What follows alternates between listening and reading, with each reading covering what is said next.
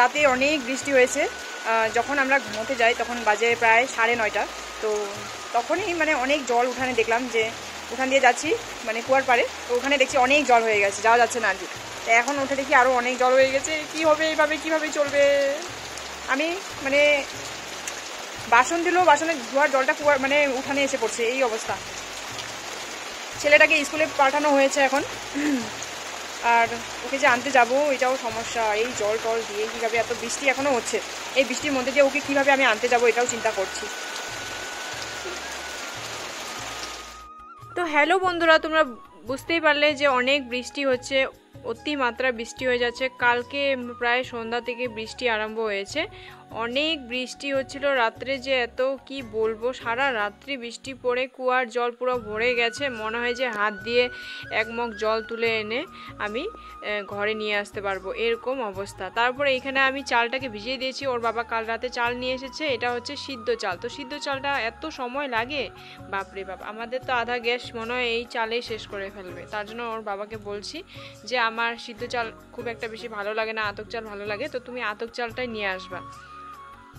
একটা জিনিস অভ্যাস জিনিসটা মানুষের খুবই একটা খারাপ জিনিস, যে একটা জিনিস যদি অভ্যাস হয়ে যায় সেটাকে ছাড়া মানে খুবই কষ্টকর একটা ব্যাপার, তাই তো? তো এটা তো সবারই জানা আছে মোটামুটি। এখন কেউ যদি ছাড়াতে পারে তো ভালো কথা। এখন আমি না, কি হয়েছে, আতক চাল খেতে খেতে অভ্যাস হয়ে গেছে, এখন আর আমাকে এই সব সিদ্ধ চাল খেলে কি এমনি একটা ফিল হয়, ভালো লাগে না। তো তারপরে রান্নার জন্য এখানে রেডি করছিলাম পটল ভাজি, আর হচ্ছে কোয়াশ আলু দিয়ে একটা ঝোল করব সয়াবিন দিয়ে।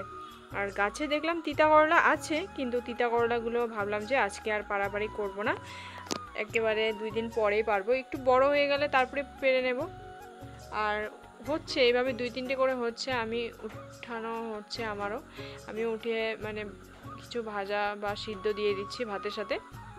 তো গ্যাসটা পরিষ্কার করে নিয়েছি একদম সুন্দর করে, আর থালগুলো ধুয়ে এনে রেখেছিলাম, এই থাল দিয়ে এটা ঢাকা দিয়ে রাখছি, ভাজা করব এখন। মানে এটা মেখে রাখলে মানে কি হয়, লবণ দিয়ে মেখে রাখলে একটু তেলটা কম লাগে ভাজা করতে, তার জন্য লবণ দিয়ে হলুদ দিয়ে মেখে নিলাম।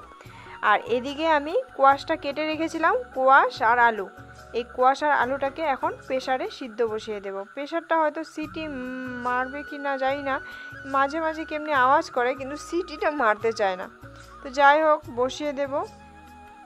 আর যদি সিটি না মারে, সাইড দিয়ে মানে কেমনি ফেনা ফেনা হতে থাকে, তো তখন বুঝতে পারি আর কি যে এটা হওয়ার সময় চলে এসেছে। তারপরে আমি আরও ওখানে গ্যাসটা স্টিমটা কমিয়ে দিই, নাহলে অফ করে দিই।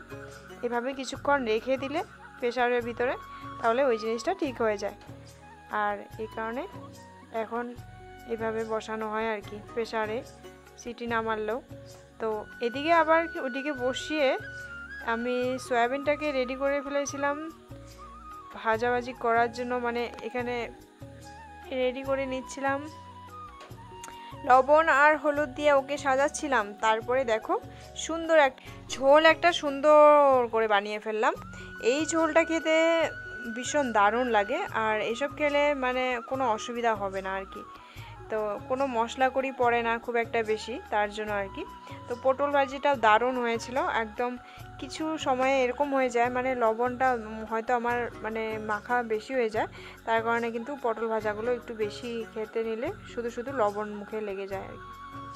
যাই হোক, আমার স্নান সকালেই হয়ে গেছে। এখন সারাদিন বৃষ্টি পড়বে বলে এখন কাজকর্ম তো আর বসে থাকে না, এখন যারা কাজে বের হয়, সকালবেলা হলে কাজে বের হতে হয় 7টার দিকে, 8টার দিকে, 6টার দিকে, যার যেখানে কাজ থাকে, তো ওইভাবে আর কি। এখন আমারও স্নান টান সেরে নিয়েছি, পুষ্কাকে স্কুলে রেডি করিয়ে খাইয়ে দাইয়ে পাঠিয়ে দেওয়া হয়েছে। আর এই বৃষ্টিটার মধ্য দিয়েও এখন আমি কাপড় যা কিছু ছিল ওইসব আমি সাবান মেরে রেখে দিয়েছিলাম, আর কিছুটা সাবান মারা বাকি আছে, যেগুলো মানে আজকেরই কাপড়, তো ওইসব মানে সাবান মেরে ওইসব ধুয়ে দিচ্ছি। আর বাসন কাসনগুলো আছে, এইসবও ধুয়ে নিতে হবে। আর আমি আমাদের এইখানেই মানে বৃষ্টিতে আর গিয়ে আমি ধোয়াধুয়ি করতে পারলাম না, এই সামনেই আমাদের মানে বারান্দাটার মধ্যেই এইসব ধোয়াধুয়ি করে নিলাম, কারণ যেদিকে জল সেদিকে মানে সমান সমান হয়ে যাচ্ছে। আমি যদি এখন কাপড় কাচার জলটাও যদি কুয়ার পাড়ে ফেলছি, তো ওই জলটাও এসে আমাদের উঠানে আসছে। কি করব বলো তো, এখন করার কিছু নেই। তো এইসব নিয়ে এখানে সব কমপ্লিট করছি কাজগুলো। আবার যেন আমাকে স্কুলে যেতে হবে, তার জন্য ফটাফট করে করছি কাজগুলো। আচ্ছা বন্ধুরা, তোমরা ভিডিও আমার কোথা থেকে দেখো সবাই একটু কমেন্ট করবে। কমেন্ট তোমরা কেউ করতে চাও না, জানি না কেন। আর ঠিক আছে, ভিডিওটা ভালো লাগে সবাই সাবস্ক্রাইব করে দিও।